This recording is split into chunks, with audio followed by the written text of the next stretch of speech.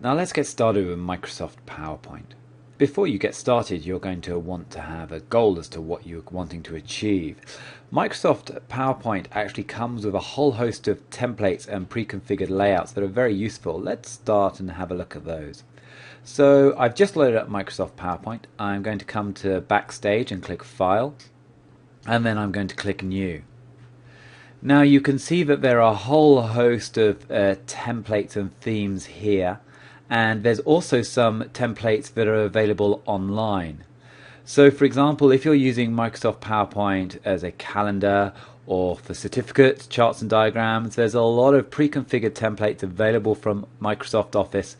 You can just click on those and download accordingly. You can also search online providing you have internet access by clicking in here. Let's see what sample templates actually come installed with the software. So I don't need an internet connection to come here. So I've just clicked on sample templates, and let's perhaps look at a project status report. I'm just going to double click, or I could also press the create button here.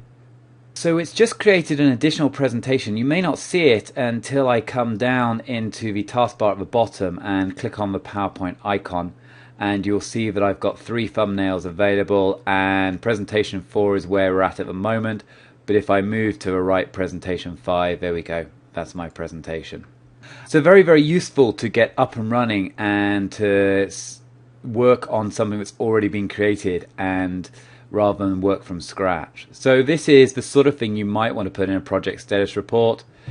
Information about project overview. You can of course replace the pictures, what the current status is, various timelines using smart art that we'll talk about. Always useful to get up and running as quickly as possible. Now there are a host of other templates we can use. So perhaps if I can now go new, if I wanted to create certificates, I could click on there, and now what I've done is I've gone online. These are the certificates that are currently available, and remember they're going to constantly be updated. And perhaps season and holiday certificate.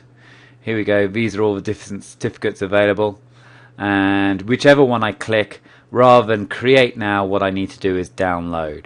What's nice about these as well is you can see that as different people use them, they also provide a vote, so you can get an appreciation of whether people who have downloaded them think this is a really good template or not.